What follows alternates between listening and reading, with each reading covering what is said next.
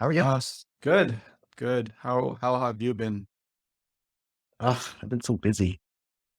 I've actually been like super busy like this last couple weeks. I don't know what's going on. Are Like, you like I, a are you now a full-fledged successful private equity real estate investor, Dave? we put out like 4 offers this week Nice, on congrats. maybe like 20 million, but it's all contingent. So who knows, right? It's we Contingent will on acceptance, you mean? Or what? no. I mean, so how it works is like you basically put out an offer, Yeah. but they're all like what's it looking for? Not preliminary, probationary, provisional. They're all provisional, right? So, so basically, it's contingent on like inspections, like do one Oh, you surveys, mean due diligence. It's really more of like if you want to like think about it in like VC terms, it's really more of a term sheet than anything else. okay, this is to the investors though, but you mean contingent on the underlying asset and deal kind of going through with the actual product you're developing, essentially. No, no, no. This is for the asset, like individual assets, right? So Oh, you like put 20 million offer on assets. Okay. 24 20 we put out offers on 20 million of real estate. That's what it was. That's what it is. Okay, but this is okay, so this is just to kind of get into signing this term sheet, which means then you can raise after that, I'm assuming?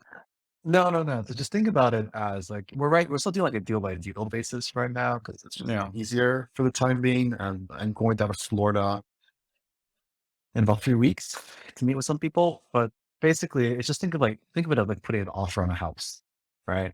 So put an Okay. offer on a house, you're contingent on a Oh, I lot see of what you things, right? Yeah, There's yeah, yeah. like I said, there's like building inspection, there's like a bunch of like environmental surveys that need to be done. You need to get it into Yeah, correct, correct. like the books of the Yeah. tenants to see. There's actually a lot of the work is actually underwriting because you need to see like the credit worthiness of the tenants and Yeah, see like correct. whether or not they can actually pay or if they'll exist. Um, and then also it's similar to like a home purchase where it's like also contingent on like you raising uh financing. Yeah. So it's actually a bunch of things, right? So it's like the first step in the process, right? So like offer like an L, it's like a letter of interest is really what it is. The offer. Um, and sometimes we just like toss out low ball offers to see what people say because you want to make on the buy, right? You don't want to necessarily like have to rely on cap rate compression to make your money, which is like not a Yeah. good strategy. You Also, guys it's not going to happen in the next like 3 or 4 years easily. So, cap rate compression doesn't exist or it so won't exist. I'm assuming you guys have some percentage of some down payment to acquire the asset if it goes through, right? So it's just not like you don't have like 20 million sitting around, or do you actually have to go raise that? No, so the offers are 20. So right now banks are asking for like 30. It was 25 last week. Now it's 30, which is kind of Oh, crazy. interesting. Yeah, it's a Yeah. wild swing. Well, I mean, it's crazy times. So yeah, you need 30% down, right? So that's six, Yeah. or maybe a little bit faster, whatever. But also in this environment, I think leverage for you guys is gonna be a lot harder, right? So I guess you have to go like how are you guys thinking about financing in this kind of space? So I mean, it's value add. So value add is it's mostly an equity play, right? So basically, you find something that's underutilized or poorly run, or just doesn't generate the cash it's supposed to. And then you Yeah. go in and you stabilize, which is quite easy to do. Like industrial vacancy rates are like 3% across the board in the US and like declining. So it's so like actually stabilizing the assets is not the hard, it's not super difficult. It's like this is like 3% is down from like historical of like I think 7 or 8 Yeah. previously. So it's like, there's a lot of demand, right? And like the amount of like Yeah. new inventory coming online is like I think like 40% demand, like annual increase in new demand. So there's just so that's the easy part. So yeah, you buy these like what we're traditionally considered like higher risk assets, but in this environment, we don't think they're actually that risky at all. Yeah. And then you stabilize, you basically exit, you refi or exit, right? So Yeah. interest rates are high, but the equity increase you get from just stabilization is generally speaking much. It will, you know, more than you know, out Okay, yeah. index So I custom okay, yeah. indexes. Yeah. I understand what you're saying. So, I mean, does that affect your financing strategy? That's what I meant, I think. But so I understand, like, so essentially, I mean, servicing, like, yeah, because you would how you go about raising, they're not going to do debt. So, No, it is it still do that. You still do that. It's still real estate, right? So the main okay? So, but draw you're of real saying, wow, estate is still leverage. Like that's it's a very large like arbitrage gap. Like the margin must be very like the spreads are value huge. add must be huge. Yeah, the value add Spreads must are be huge. huge then. Yeah, Look out like like of all the deals we've been underwriting, like a 4 or 5 year IRR is like 17%. for a somewhat maybe I don't understand the US market as well, but like you would imagine this being one of the more sophisticated with mature investors. Like why is there so much margin sitting on a table? Why isn't someone eating this up? Or is that just the nature of the fragmented market for real estate? It's super fragmented. It's super fragmented. And let's be honest, industrial has not Market, yeah. been, dude, the spreads are ridiculous. Oh, oh, that's interesting. Yeah, Uh, that's a whole there's a whole new nice narrative too with America needing to diversify back into hard tech manufacturing and this if it's industrial, you're looking at commercial industrial. Yeah, I could imagine that being an interesting narrative at least. I don't know how substance it is or what kind of value add your guys are doing, but I'm sure no, I there's some mean, momentum in the market for this, right? no, but you can see it. Like I said, like just look at the industrial vacancy rates. It was like, Yeah. Yeah. it's like half what it was like 10 years ago. It used to be 7% on average across the country. Now it's 3, and it's going down. So You'll get, what is this? Can you guys rework this in the industrial space? no, fuck that. That's too much. It's too much nonsense. Come on, you gotta add a new man. You gotta manifest it, man. No. This is all, I mean, to the extent that this is truly about velocity of capital, then yes, that's true, right? Basically, you just go and you just buy anything you can get your hands on at a reasonable price. Well, it comes down to your conviction behind this, and it's very much like if what you're saying is true, and people, well, I don't know, yeah, like you said, it's fragmented, and there's some barriers that are harder. Like you need some domain expertise, but like if like you say you do really big in one section of America or one geographic section of America, like people will get wind of it and they'll start replicating fast, right? So to some Yeah. extent, going big and going fast after you get proof of concept after one property might be worth thinking of, kind of thinking in terms of VC, right? You want to just pour oil on the fire at some point, maybe. So, but yeah, I think yeah, Well, that's kind I of mean, fun, I guess. that's kind of like what Newman was doing was residential. And to be fair, this does like more structured, more not structured, more, I don't know, professionalized operators exist in the more developed states or the more Yeah. coastal cities. It just so happens that we're in Wisconsin, and Wisconsin has for a long time been like off the radar for a lot of people. But there are some like fairly large property groups that are starting to look at the state seriously. Mm. So there's like a window, right? But like there's a lot of like, yeah, like there's a lot of margin at this point. It almost sounds very similar to our mutual friend Dewan's his idea of what he wants to do, probably at a smaller scale in KL, right? I'm guessing. I'm sure this kind of. Do you think this kind of works back in Asia or no, or Southeast Asia specifically? No, Or the problem with commercial in KL is like the market just doesn't have any fundamentals. It doesn't make sense. People yeah, buy purely based off square footage. They don't yeah, look at yield, right? And so like mm, you're trying to look at anything from like, because like what the story that you tell to like investors in this case is like, hey, Mr. Investor, like look, Matt, like you don't know what's going on in the markets, like the public equities markets, and like inflation is going crazy. So you can't like put your money in T-bills, right? So you got to yeah, some sort of inflation hedged asset to dump your money into for the next couple of years. yeah, And want to just give it to me, and we can do that because like the deals that we've worked on and that's been working before have shown that you can achieve those kinds of appreciations. Like you can basically flip something like 18 months down the line, like double what you paid for it, mm, yeah, right? The problem with like Asia is like everyone there for they just the buyers just don't care about you. All they care about is like square footage. It's crazy. Like you try to look at any of the buildings or any of the assets on like an NOI basis, it just doesn't make sense. mm, Like you get like 2% out of some of these things, which is like I'm like, why? Right? It's not like yeah, you're in like New York City, Manhattan, super like safe real estate that only goes up. You're like downtown KL and in a kind of shitty part of town. Like, why do you think you deserve 2%? Or like, Yeah. why do you think you like your cap rate is like 3 or 4%? They're like, oh, but we do it based on like square footage of like what the comparables are. And I'm like, okay, well, this is not going to go anywhere. That's a good Yeah. that's a dumb. You can't have that conversation. We've been talking two different languages. It just doesn't work. Yeah. That's a good That's point. what I And I learned think, last year when I was there, or just earlier this year when I was there. Like, you just speak a different language. You can't, yeah. like, as soon as you bring up like these numbers, like, huh, what? I'm like, okay. I think at least for the not as developed markets, I think that must point to the natural size of the market, because these are probably all like the actual owners of the majority of the assets, which is very fragmented, is in a few percent, it's in the hands of a few percentage of the population, probably, right? So maybe it would work better for, say, like, I mean, smaller markets, but like Singapore or Hong Kong or, I don't know, Australia, I'm guessing, right? Yeah, I mean, I think I don't know. Those are very developed, and so I assume that like a lot of the industrial states there has already been consolidated by like Mm. conglomerate It's just, somewhere. so yeah, I think there's a mismatch, right? It's the market.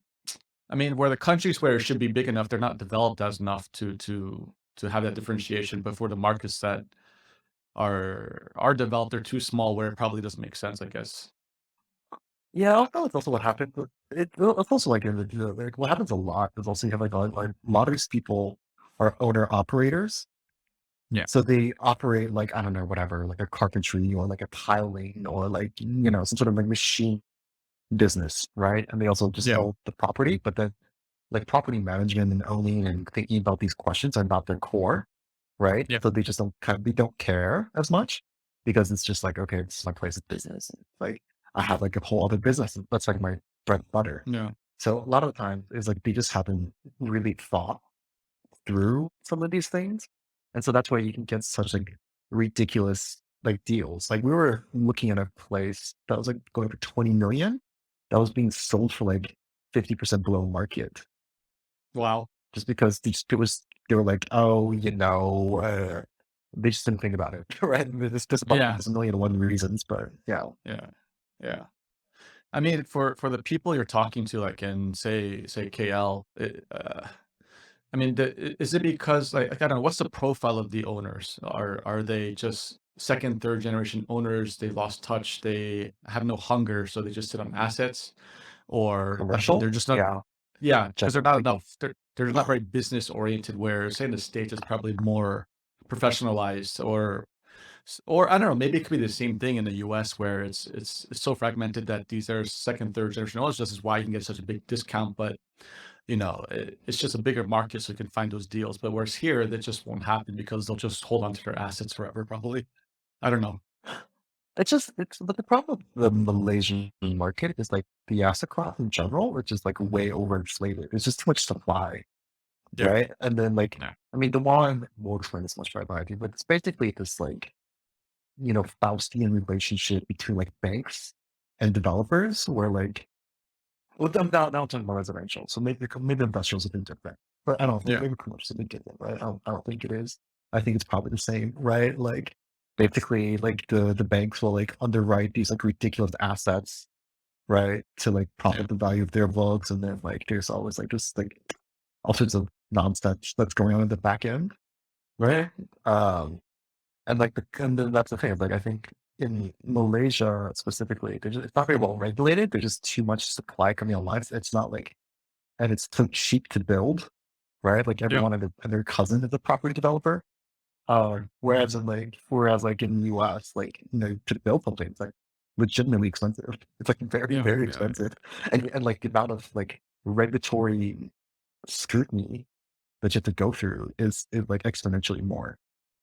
Right? Yeah. Like in KL, we're just talking about percent most of the time. Just like someone's uncle that works at like LA, like what is it, like fucking LMHD or something. You can get Yeah. whatever approvals you need.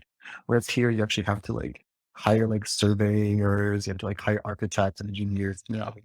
I'm not saying you have to do that in Malaysia. I'm being very reductive, but it's just Yeah. it's a lot more, right? So like, yeah, I don't know. It's interesting. It's Yeah. interesting though. No, definitely, it's an interesting space. So Sounds exciting. Hopefully you can get your tender through, and then that's your first big project, I guess. Well, I think it's just a question of numbers. If you get out enough offers, sooner or later something will come through. Yeah, I think the yeah. goal is to acquire I don't know what's benchmark. I think like 1 million square feet next year in this next 12 Okay, months. that's a nice goal. We'll see. And what? We'll see what the investor base says as well. Yeah, and what's the average property size of say what you're? Here we're looking at somewhere like for us, it's somewhere between like 3 to 15 million. It's kind of the sweet spot. Okay, okay. Hello, Jianggan. It's down here. Yeah. Oh, you can't see Yeah. him, can you? No, I'm on my phone, so I can only see like yeah, I can't see shit. Yeah. So well, shall maybe we should just start and begin then.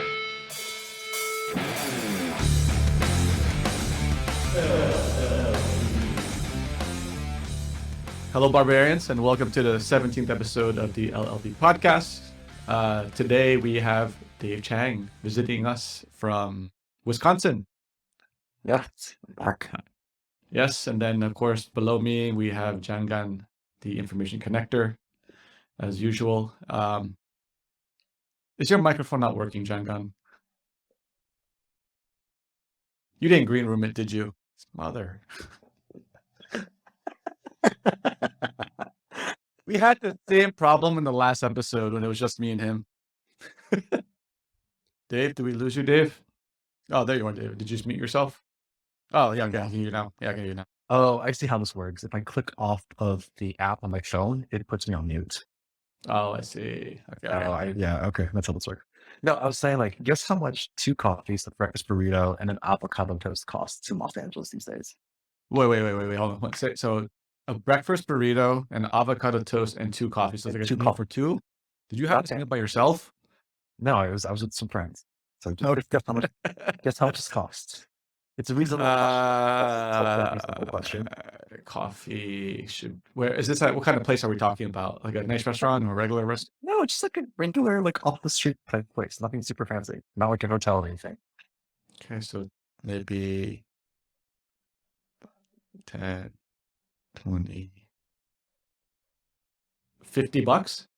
Yeah, $50. Yeah, It was insane. yeah. It was insane. I'm like, what the hell? This is crazy. Yeah. That's inflation for you, right? So, but I mean, I think Yeah. in general, it's kind of been around that. If you're going to like a restaurant, if you're going to more of those like street markets, it's slightly cheaper, right? It'll be like $2-3 for a coffee, then maybe $10 for each meal, right? But yeah, I factored in it'll be more expensive, like $20 for food or something like this. But yeah, no, it's expensive, man. It's expensive. Oh, it's You ridiculous. gotta be making those dollars, Dave. You can't be making money anywhere else now. I do make dollars. It's still expensive. Yeah. Yeah. $8. Yeah. It's like like that's crazy. Yeah. Where have you been around the US this time? I just got back from Los Angeles. I went to LA. Again? I thought you were supposed to swear off LA. It's for work. It's partly for work. It's always from work. It's nice for work. The only reason I go is for work. Actually, I would not go otherwise. Where did you stay this time? So I stayed in Santa Monica. Oh, stayed somewhere nicer this time. Oh, hello, sir. Welcome. Dude, I changed the setting to this, and I don't know when I entered. I mean, system automatically adjust to AirPods. You're supposed to green light. It's green room it. Go to the green room and you change the settings there. Make sure everything's working. Yes, but there's nothing called green room. Oh fuck! They probably changed it. I sent you the pictures before. That's the audio equipment. I mean, test audio. Dude. Yeah. Give specific instruction because otherwise I'll be looking for the green room, and there's no green room. I need for someone you land in. Like it takes you directly to the green room. Can't they just build an app? I think they do have an app now, but I don't. Oh, I mean, there's this thing called Clubhouse. Or Coin. Or call it. Yeah. Have you heard of caller? I think it's only audio. I think, right? I think it's just audio. Well, we don't have Dave on video anyway, so That's because I need to set up a studio for his home in Wisconsin, his home in Malaysia, his home in Europe, his home in Australia. I don't know where else. so you can start the podcast as a service. I mean, just like all those hiring firms, right? I mean, Yeah, all right. people in different places and just doing the setup. Charge Yeah, monthly just do a setup fee. Yeah, subscription, recurring revenue, ARR, good. yeah. Okay. Well, anyway, you missed this very interesting conversation we had about Dave's current endeavors in private equity and real estate in the US. But since you're here now, how are you, Jianggan? Good, Yeah. good. Yeah, it's end of the year now, almost. Time goes really Yeah, fast. almost end of the year. Almost end of the year. Still 2 months to go, right? Yeah, but we're talking to people about certain things. Many are saying, "Hey, can we close whatever we're discussing about in the next 2 weeks because people are going on holiday." So, Yes. so I think The this year usual some end people of are- year travel. Yeah, I think this year some people can afford to take like longer holiday because these last 2 years we didn't travel as much as they used to. Yeah, I mean that makes sense. COVID, right? So I think everyone's trying to do a long one this time. So should we talk about what do you want to talk about? Anything on your mind, Jianggan? A lot of it's on my mind. uh, I don't know, 2022, 2023, the Communist Party, the market, the companies, growth/equity. I don't know, lots of things we can talk about. I mean, it's been a while that we have more than 2 people on the show. Yeah, correct. I think I have to grab Where's him Andrew? next week alone. He's supposed to come. He said I'm available morning time, but he meant in Portugal, but he never told me his time zone. So I assumed he meant our morning. So I arranged it for this time. So he's not going to make it for this round. But I think for the next round, we'll make sure to get everyone, I think. Yeah.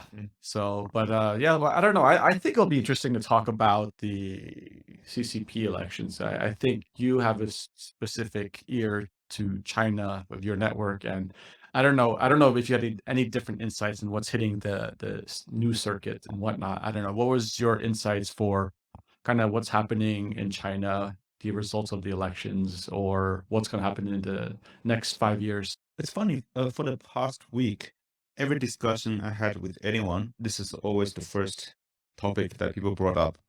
What's really going on in China? What's happening? Why these specific 7 people, etc., etc.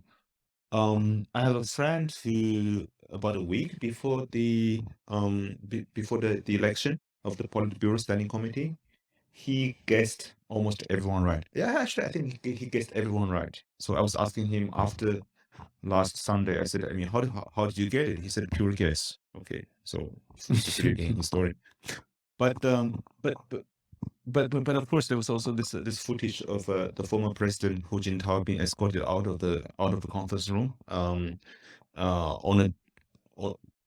the last day of the party congress, and I think that generated lots of buzz. I mean, people are speculating what might have been happening. And also, of course, lots of people are saying that okay, he's making a show because there's this disagreement amongst leadership, which, of course, my personal opinion, I think it's highly unlikely. Because I mean, these things are highly scripted. I mean, if somebody wants to make a public show and he has lots of ways to do it and doesn't have to embarrass people this way. So I really don't think that's the case. But I mean, I look at the video a few times. It seems quite obvious who was a bit confused, and rumors have been going that he has Parkinson's, and that has been, I mean, a few public appearances in the last, I think, 3 years that he made, and people see signs of Parkinson's. So that could be the reason. But anyway, so about the economy, so people are worried that I mean, the previous there were 2 Politburo Standing Committee members who were economy focused, and the both of them are out now. That was Prime Minister Li Keqiang and Wang Yang, who used to run Guangdong province. So people are speculating what might be happening.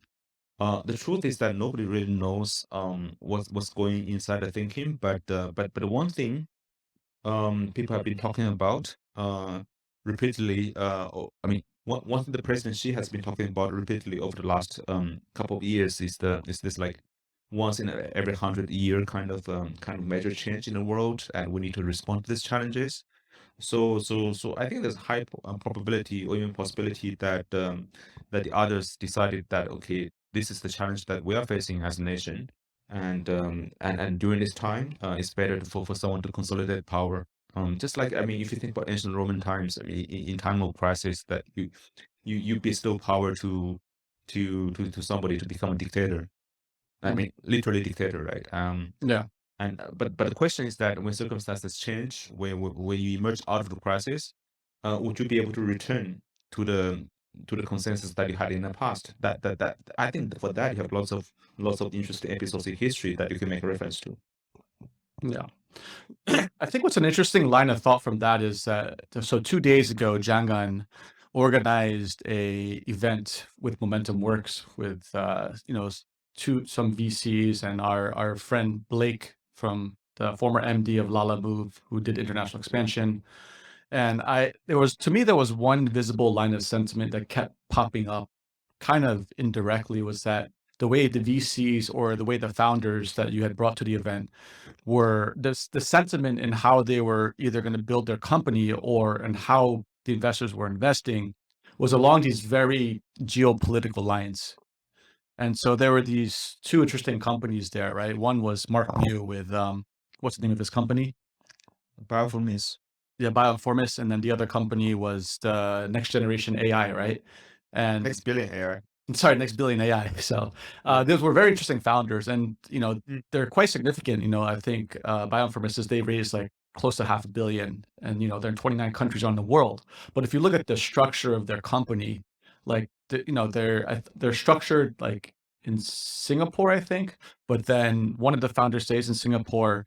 The main business is in US, but they plan on manufacturing out of India, right? So, and then a lot, you could see that, also the way, uh, you know, the Next Billion AI also structure is very similar. It's like global, but it's kind of fragmented. But in their thoughts of how they were going to build a company or raise, or how Gaorong Capital or how GGV Capital were thinking about, they kept propping up that they kept thinking about these geopolitical things, and it's coming with the CCP consolidating and the U.S. in turmoil and the world powers. Like it's a lot of uncertainty, and to me, that's what kept popping up, at least for me, that I noticed. And it wasn't like something they're directly addressing. It's just more like along the topics. It kind of pops up, and you could see it that it's a big consideration in terms of, either how you allocate your assets or how you want to manage your risk as a founder, right? So I thought that was very interesting. I don't know, Dave, do you have any take on what's happening in China? Maybe you're getting a different sentiment from the U.S. to the people you're talking to there now, or I don't know. What do you think? Hey, am I back? There, Can you hear me? yeah, you're back. Yeah, I got you now. Okay. Yeah, sorry. I guess if my phone goes to sleep, it also turns off the app. It's really bad service, actually. No, I think like your point about risk allocation and like how you like and the capital allocation is a super interesting one. So I know like a lot of the talk has been about what actually happened at the Party Congress and the Hu Jintao Correct. incident. But do you guys, have you guys tracked what's going on in the equities market in China? No, have you? Yeah, so it's going crazy. So the Hong Kong stock index has been down 15% since like the beginning of the week. And the Shanghai index is like down, I think something quite similar.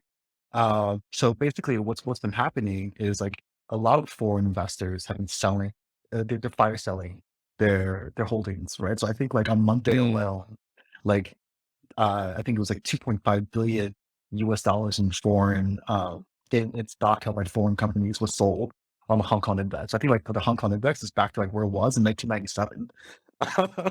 Wow. I think that's Yeah. right. I think so. Like I think I don't know what's happening like inside CCP, but I do know like how people that manage money are looking at it. Essentially, the stock isn't based on fundamentals. right? Like a lot of these companies are being sold below like book value. If you look at the valuations or the market caps and when they are, it's purely because of um, the signals that have been given off, right? And I think it's an interesting question because like with Xi Jinping, like the way I look at it is if you look at its predecessors, look at Hu Jintao and Jiang Zemin, right? So these guys were both picked by Deng Xiaoping, right?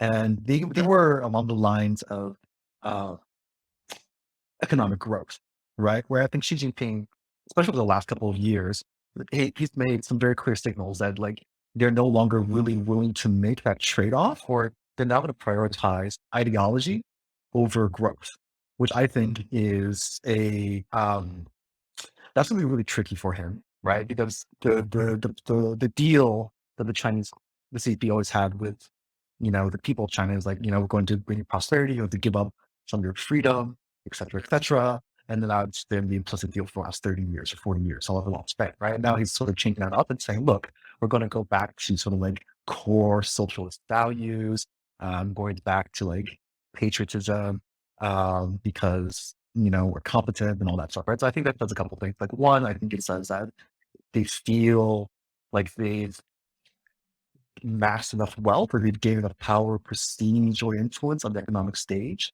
where they can start making those trade-offs, which I think is a really interesting point.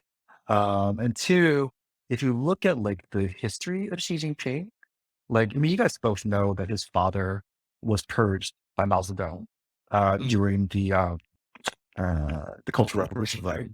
Yeah, yeah. So I think this is like, so I listened to like a really good podcast about him like a couple weeks ago. It's called The Prince.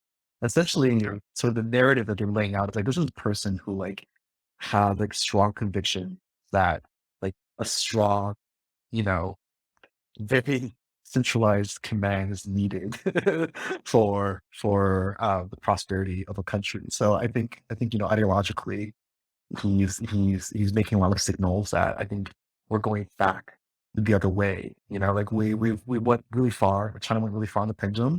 In terms of like the economic growth, economy versus like ideology. They were very far on one spectrum. I think him, like his power and where he's going to go in the next couple of years is them swinging back the other way.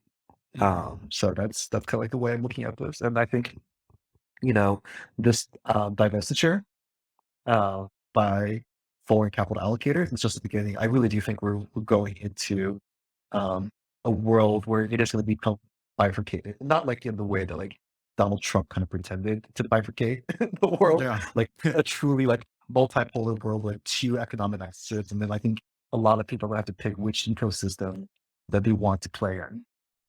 So Mm. I think that a lot of people are. I mean, that's always been kind of true for China, especially with like tech. But I think because obviously the Google, Facebook, all those things are banned. But I think it's going to be increasingly more obvious, and it's going to go beyond just like software apps. It's going to be like hardware. Um, you can see it actually. Like I know I'm rambling a bit, but like, do you also have you guys been following like the chips ban that Joe Biden just passed out? Yeah, Yeah. Well, why don't you yeah. update So for the audience? I mean, essentially, I don't. It's quite complicated, but basically, the U.S. has basically banned any company that works with a U.S. company from exporting both any sort of technology and IP or know-how to China for the highest end of chips, right? Yeah. So essentially, what that means is they've sort of kneecapped um, the Chinese high-end chip industry. So it doesn't include low-end chips. Low-end chips is still okay, but like Yeah. the cutting edge stuff that a lot of it, like what's being used to drive like AI innovation, it's Yeah. being, there's imports or, there's what's the word I'm looking for, tariffs or that just bans, just straight up bans, right? Yeah. And so what that essentially means is like China has to now go and develop their own standards for semiconductors, Mm. right?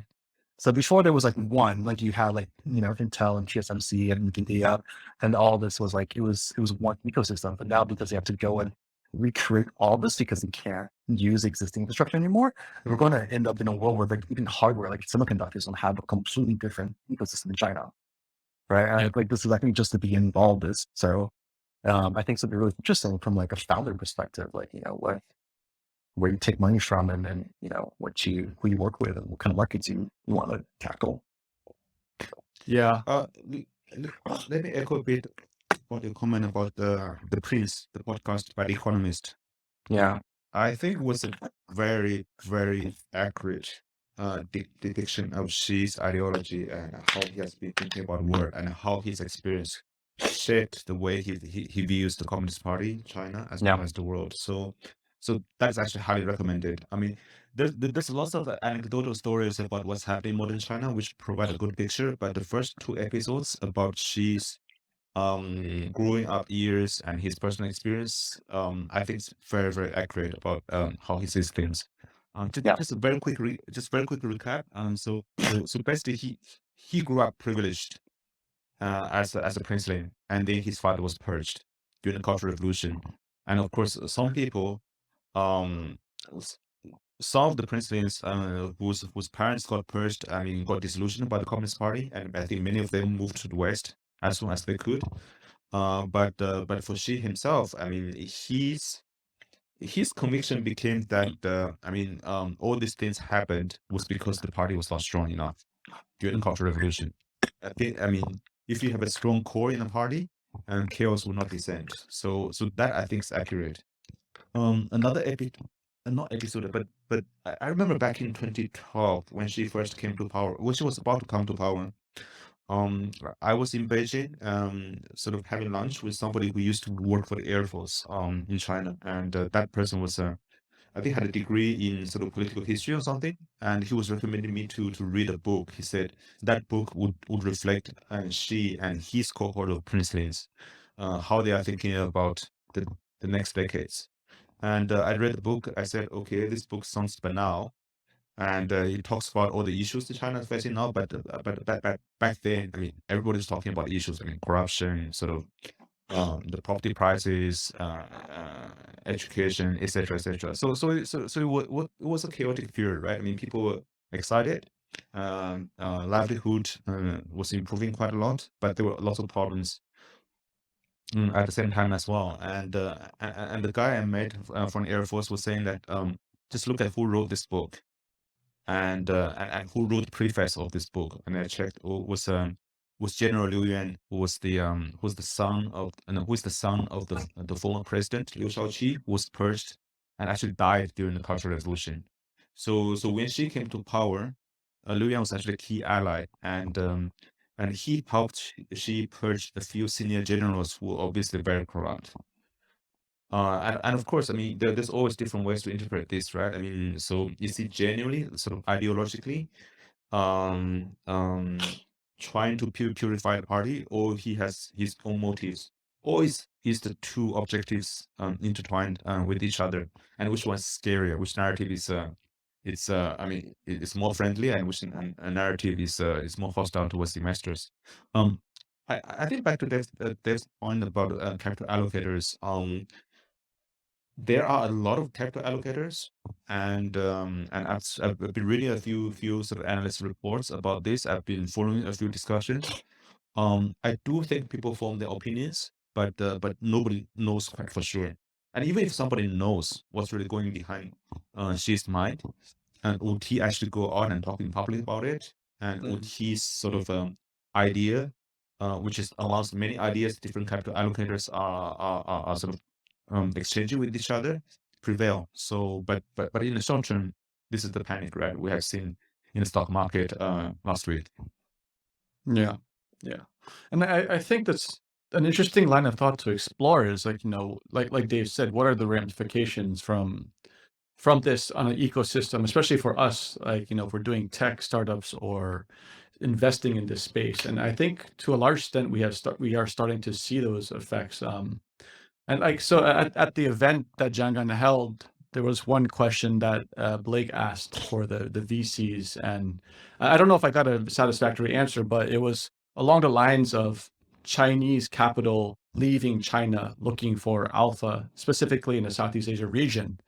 And there has been a disconnect of how much liquidity that money is bringing into Southeast Asia relative to the TAM size that could actually, you could actually, get a return on that money. And essentially the investor said that there's a disconnect, and the Chinese allocators will not probably adjust their mindset, even though overpricing rounds will make sense, right? So, and so I think it's interesting that, like, I think in some of our earlier episodes we had talked about this, that when the CCP was clamping down on education or just tech sector in general, I think, Dave, you had the sentiment where this is going to be very detrimental, right? And to some extent, I don't know how you guys feel now about that stance, but it's also very clear that it's also not easy to leave China, to allocate and find that alpha outside your comfort zone, right? And finding deals outside will be very hard. So it's a very uncertain time and place, and not to say that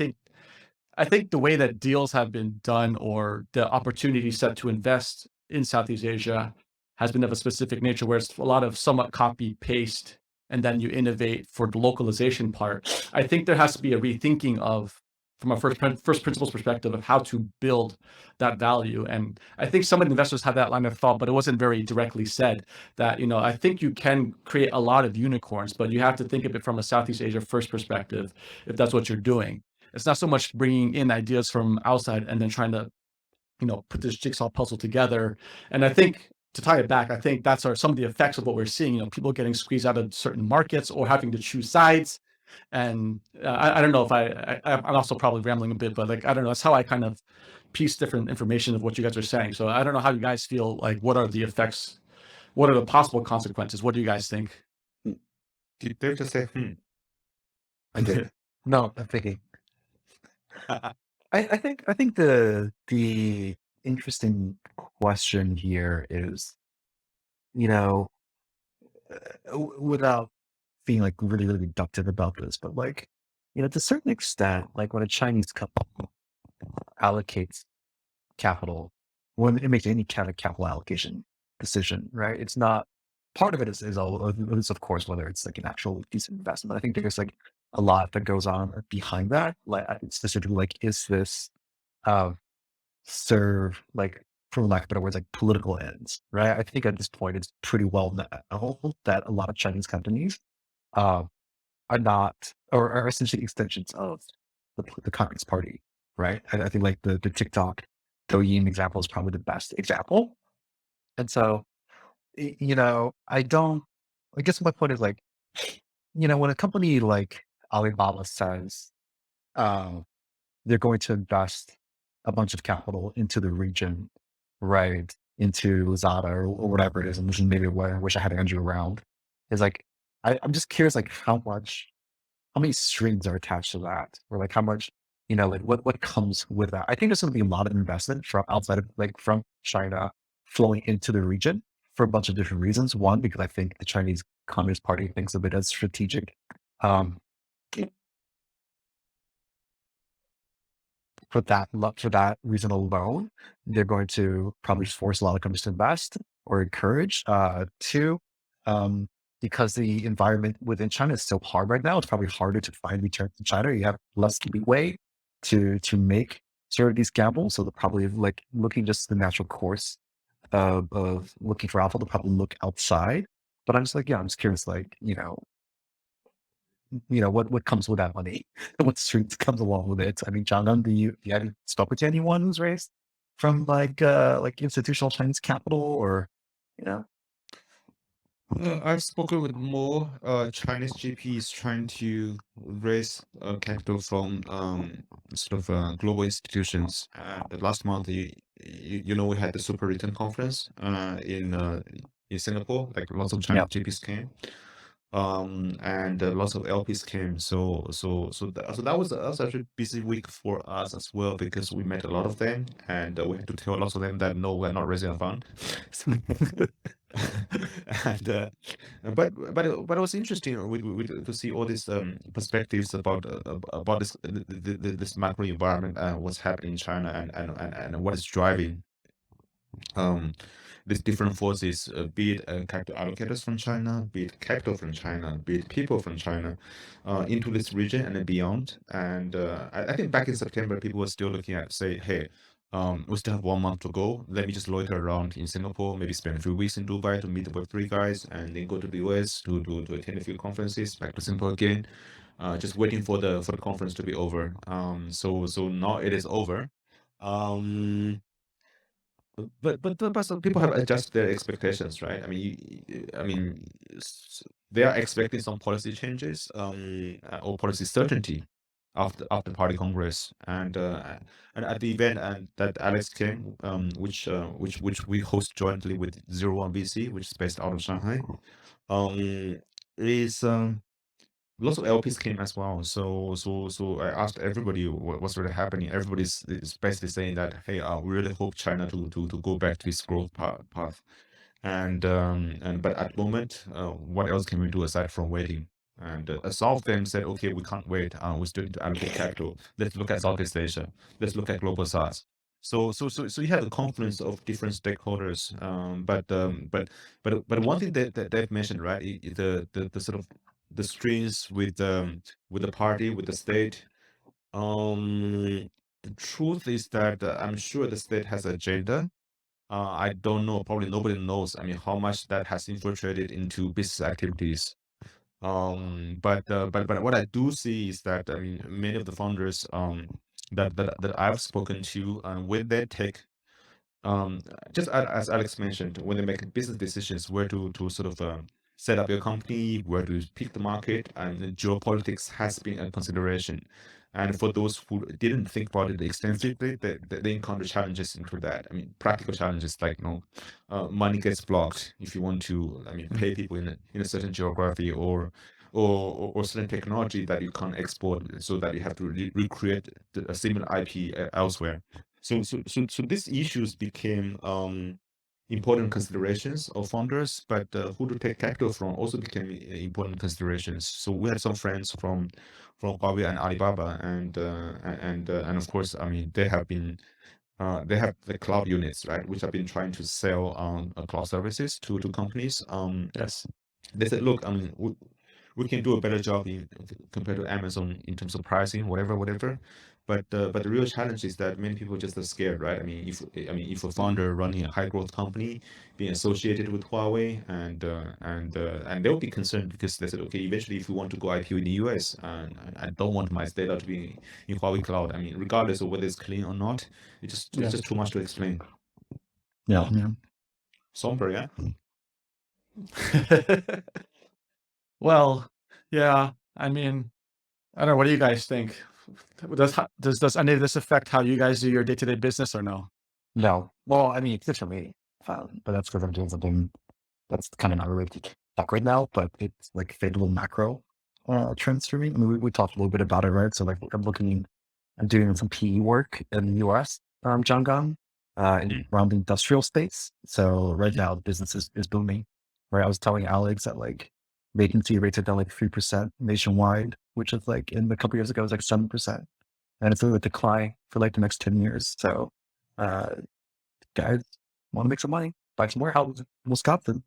But also then your day job must be, are you allowed to talk about your day job? Because I'm sure some deals, sitting between West and East and being based in Hong Kong affects things, right? Or can you talk about? So yeah, I mean the day okay, yeah, the day job has been tough for a myriad of reasons. One of the bigger ones, which is not even actually related to the China business, is that just basically people have stopped buying IP, right? Like, so we usually sell to like the Netflixes, the Amazon, the Apples of the world. But ever since like probably, I don't know, Q2 of this year, like those budgets have dried up. No one's buying anything at the moment. So that's kind of unrelated to what we're talking about. Recently, China has always been like really tricky when it comes to like IP and the import and export of IP. I'll tell you guys, I've never told you the story, but I'll tell you guys the story. So we work with a lot of publishing partners. We don't publish our own content in China because we can't. We don't have the license to publish it. Those are given out to very select companies, as you can imagine. So we typically work with the platforms who have the publishing license. So we work with like a Tencent or like a WeChat or a Douyin or a Bilibili, right? And then all these organizations have their own what's what I'm looking for, approval boards, basically, what's the word? It's like the propaganda department. They're making sure they're regulatory bodies, right? But I shouldn't say propaganda. They're regulatory boards to make sure you're complying with their standards, and which is normal actually. And so usually this conversation is quite easy because most of our content is very lifestyle oriented in China, right? It's about like food or sneakers. It's very safe, right? It's nothing to do with politics. And generally, we don't have any issues.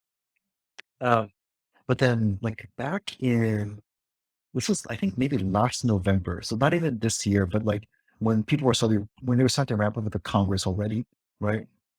But I remember we had like this one piece of content that got pushed back.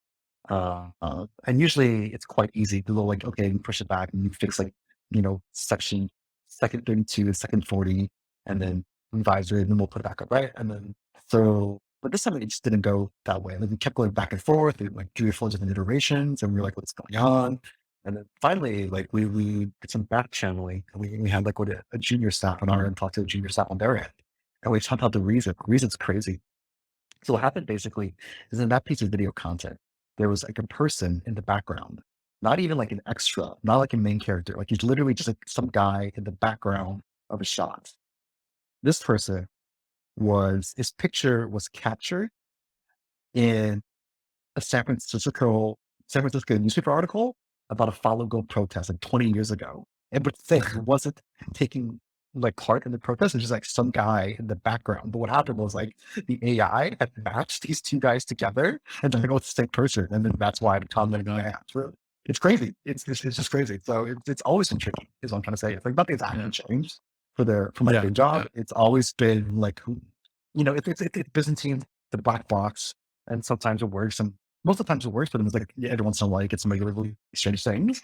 Um, we'll see, because we're all kind of hoping that like after the Congress, they might loosen up on the standards a bit, but it's only been like a week, so we haven't really seen anything. Like the quiet hope is like the worst is over, because they really like our ideal, like the way that we're kind of wishing is that they would have ramped up, but then like after that period is over, then they'll try and ramp back down again. But I mean, ask me this question like another 3 months, and I'll tell you.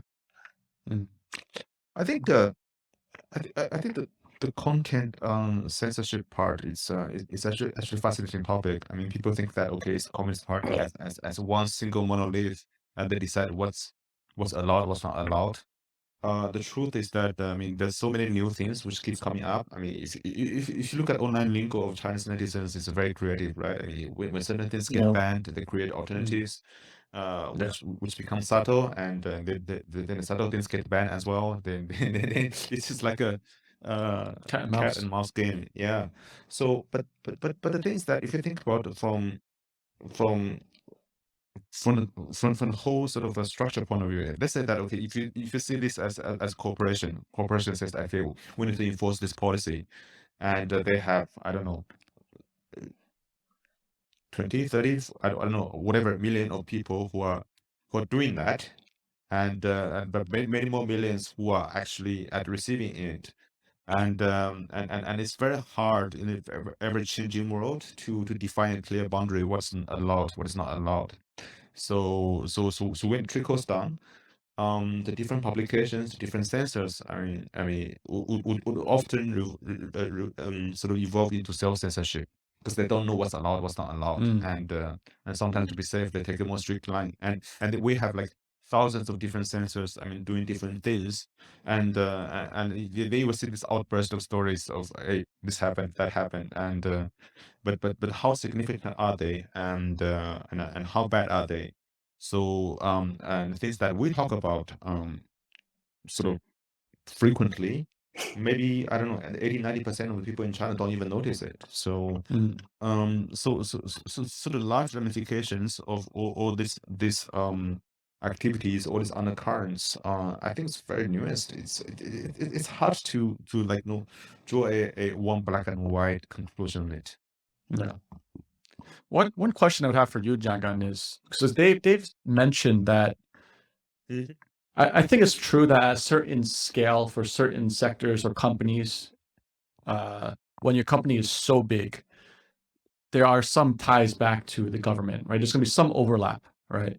But at the same time, for when our friend Blake from Lala Move was describing opening up in US, having to close it down because they talked to they have some line to regulators where they said we want to IPO in US, but they said sure you can do it, but we don't know how long that will take for get approval. Then they did the same thing in Hong Kong, but then they got the same response. Yeah, you can do it, but you don't know how long it takes. But to me, it sounded like from a founder perspective, the rationale was not like the CCP tells me what to do. It's more along the lines like I need to protect my capital, my machine, right? The one that's producing. We're talking, it's a big company. We're talking like last year they did 6 billion revenue or something like this, right?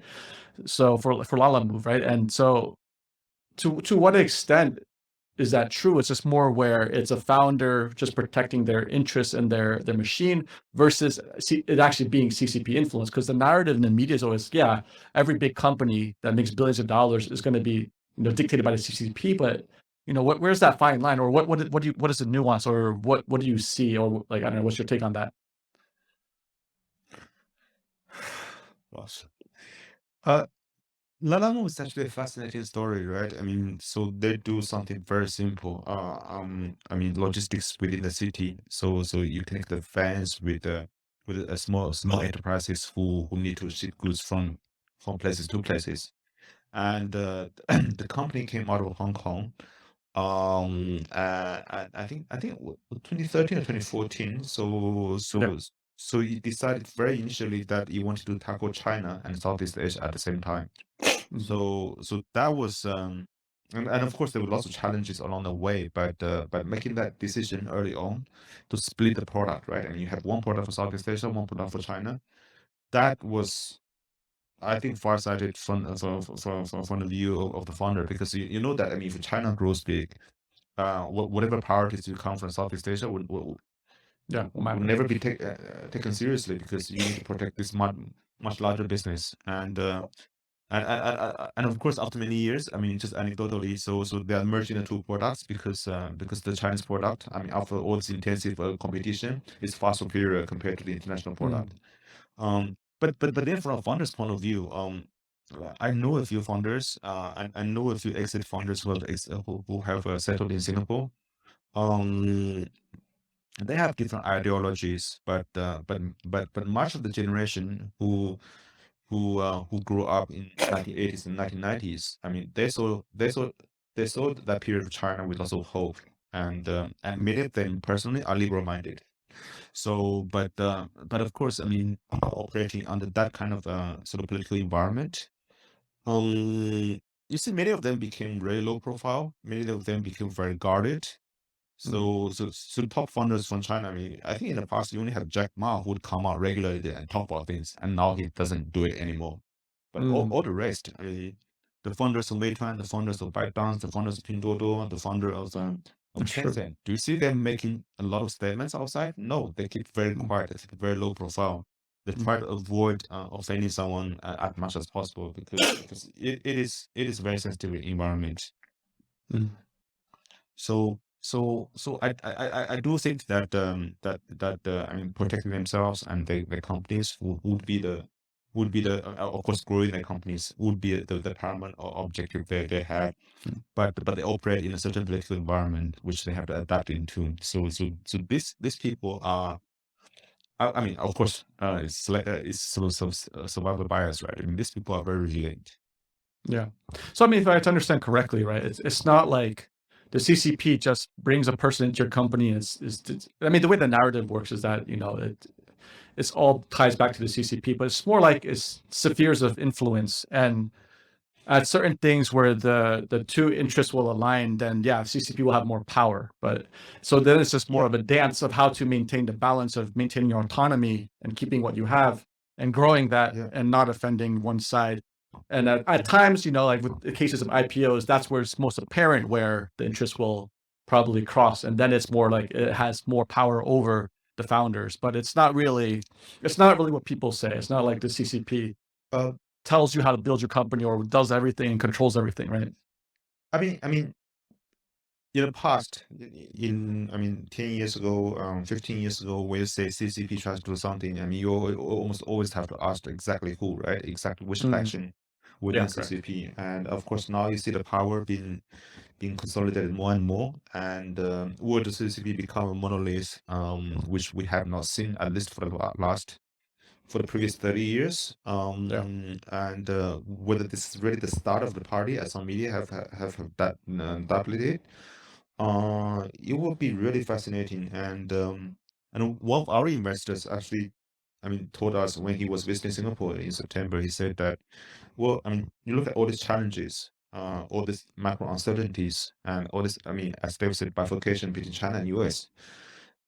It will be very, very challenging environment for any founder, for anyone who have to navigate across markets in the next probably 5, 10, even 20 years. But it is also fascinating because if you can resolve some of the challenges associated with that, and because this will be hard challenges, not everyone can do it, and you have a chance to stand out. But of course, it's Yeah. easy to say than done, right? Yeah. Huge upside for sure. For sure. It's Yeah. creating a different kind of moat if you can win on both sides somehow. Okay. Dave, is there anything else top of your mind for last topic before we close out? Anything that you have a burning desire you want to talk about? No, I'm good. I'm good. Okay, how about you, Jianggan? Anything else? I think one thing, Blake. So yeah. So just put context. So the day before yesterday, on the 26th of October, so we hosted an event called Taking Your Company Global, Culture, Leadership.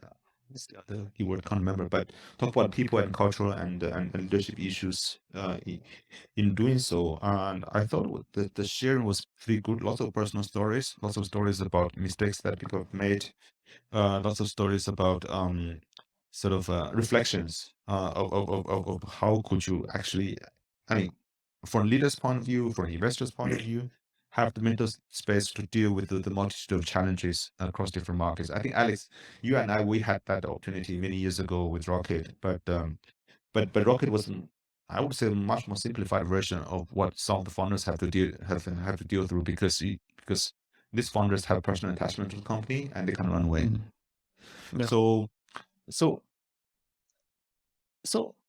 one thing I've been reflecting is that, okay, I mean, these topics that you can talk forever, but I mean, you have lots of stories, lots of experiences. Can we ever formulate that into best practices, or it would always be discussions with people and stories built upon stories, and also a bit of empathy, right? Because knowing that you are not alone in thinking about all these issues, knowing about some of the issues that others have thought about, would actually help you be more at ease with yourself as a founder or as an investor. I don't know, Dave, what do you think? So is that a question? Or it's not more of a statement. I'm just trying to understand what That's a rhetorical question. Yes. I mean, I think like deep conversations, these sorts of okay, they've been biased here, but whatever. I think the true value of these sorts of conversations is it helps you understand what your own logical fallacy and blind spots are, right? But I don't think there's any practical lessons that can be drawn from these sorts of endeavors, mostly because I think one, the situations are all so idiosyncratic, right? You'll never be able to like replicate the conditions that someone else is talking about, right? But I do think it is possible.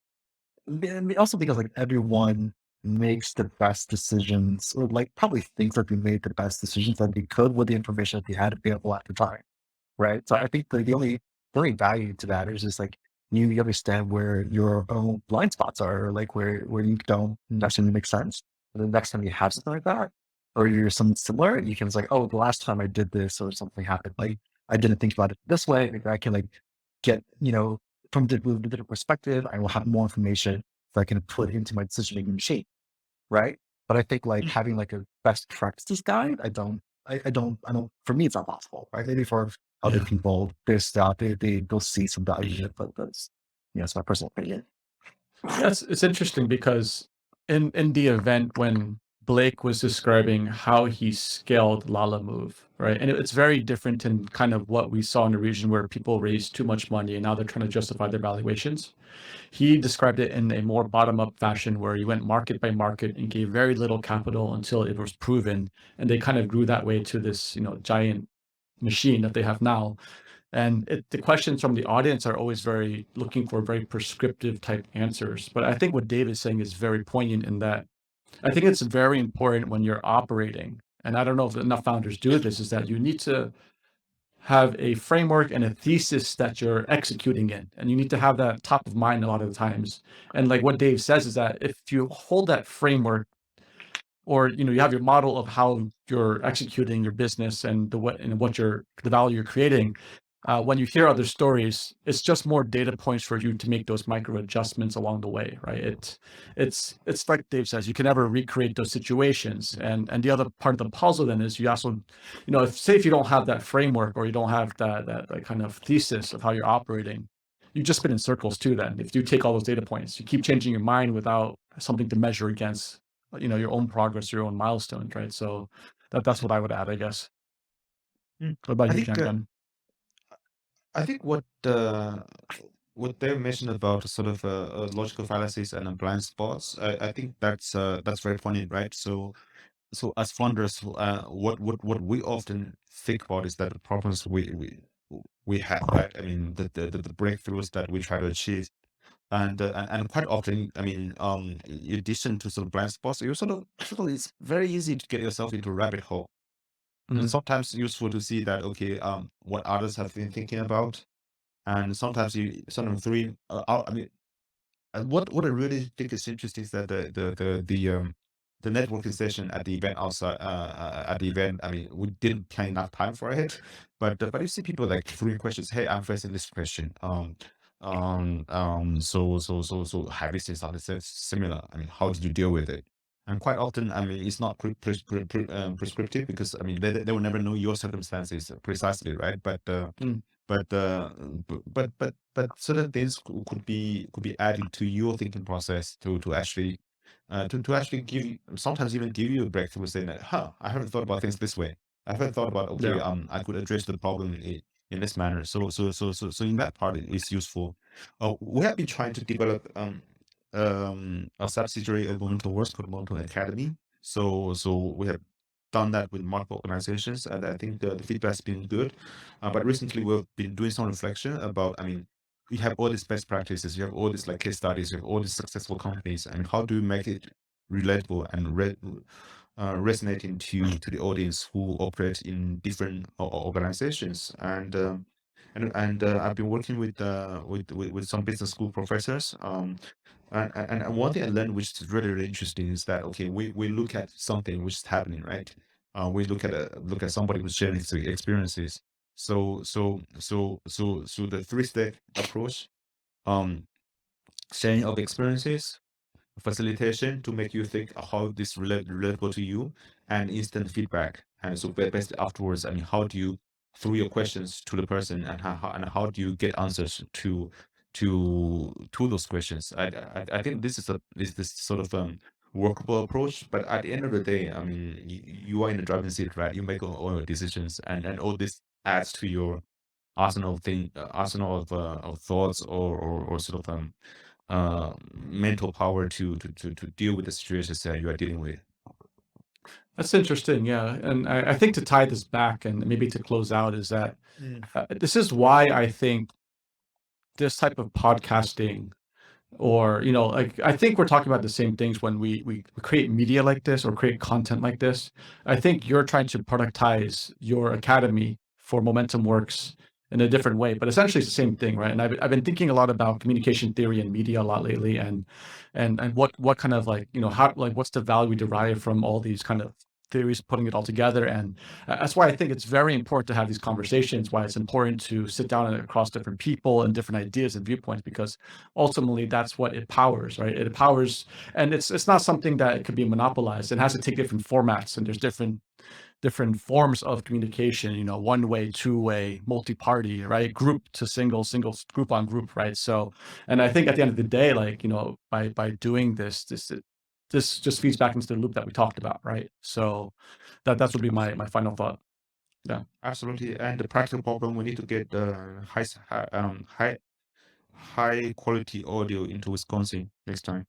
Yes. Yes. I will have to set up a mobile studio for everyone, and for Jianggan's place too. It's not the Wisconsin's fine. It's just I'm too far from the Wi-Fi source. The problem is Dave's house is too huge that he has to walk across his two wings of his house. My parents' house. It's my parents' house, not my house. Yeah. All right, guys. I think this was an excellent episode, and it's always a pleasure to have you, Dave. Thank you for joining us from Wisconsin and sharing your insights. Jianggan, as usual, good to have you. And we'll see you guys for next time then. Okay. Bye, guys. Okay. Bye-bye. Bye.